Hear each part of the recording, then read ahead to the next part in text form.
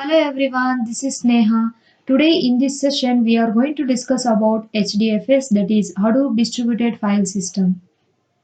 After watching this video you will able to understand how Hdfs is useful and how it works. Let's start. So these are the contents we are going to cover in this video, that is what you mean by Hdfs and components of Hdfs and replication management. So let us understand what is exactly HDFS means. Here the HDFS is a Hadoop distributed file system that allows you to store huge amount of data set, that is terabytes or petabytes of data across the cluster or multiple machines, so that you can go ahead and process the data stored in each machine in parallel. So this is the reason why Hadoop or HDFS become a famous. Now let us see what are the components of HDFS. There are four components of HDFS, that is blocks, name node, data nodes and secondary node. First we will understand what do you mean by blocks in HDFS and how it works. Here files are stored as blocks, that is HDFS breaks down the file into smaller units and each these units is stored on different machines in the cluster, and these smaller units are called as blocks in HDFS. The default size of each blocks is 128 MB. You can change it accordingly to your requirement. So this makes easy to store and access the huge data.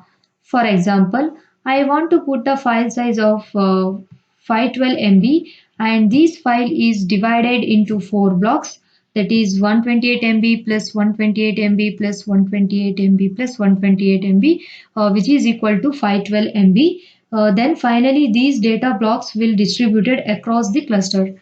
So this is how the blocks in HDFS works.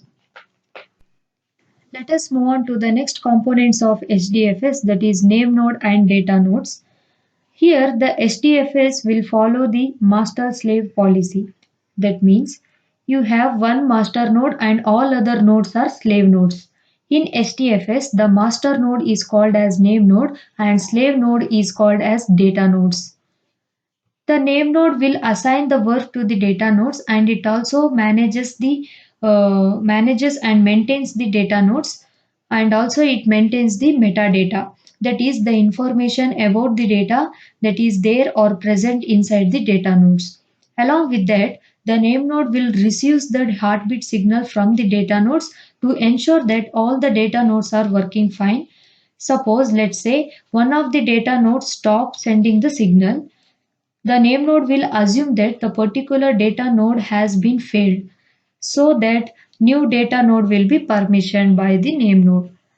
The name node will store the informations like owners of the files and file permissions, and also it is aware of the locations of all the slave nodes and their sizes. So this is about name node. Now let us see data nodes. Here the data nodes are the actual workers, and they are responsible for storing, retrieving, replicating, deletion, etc. of the blocks when it is asked by the name node. The data node will send the heartbeats to the name node so that it is aware of their health. The next component, secondary name node in HDFS. This secondary name node will appear when we need to restart the name node, which can happen in failure. So that time this secondary name node is useful. So this will merges the FS image and edits log files periodically and keeps edit log size within a limit.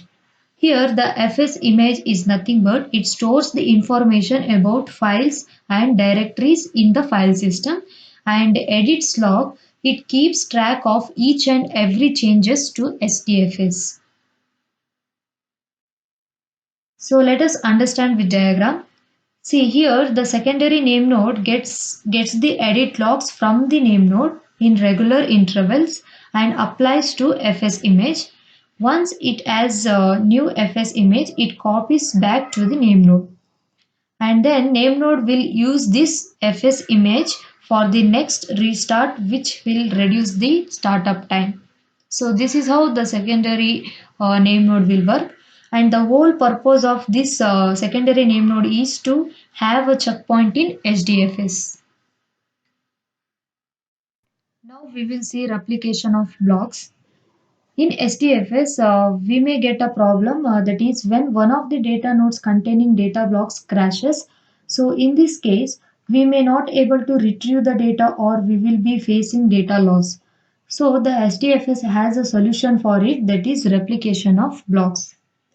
So whenever you are storing data or copying any file into the HDFS, it is broken down into the blocks. Each data blocks are replicated thrice by default and are distributed across the different data nodes.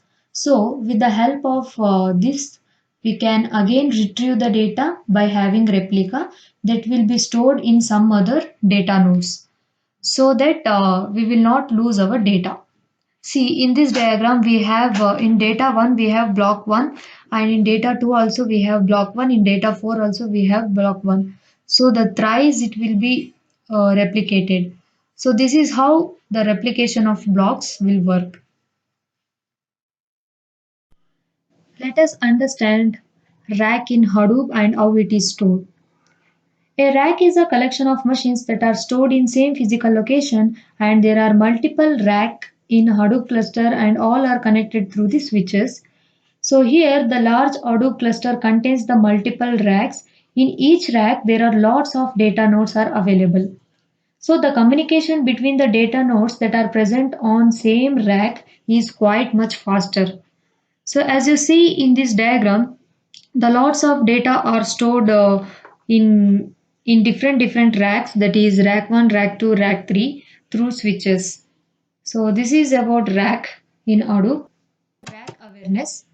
It will be aware of what machine is part of which rack and how these racks are connected to each other within the Hadoop cluster.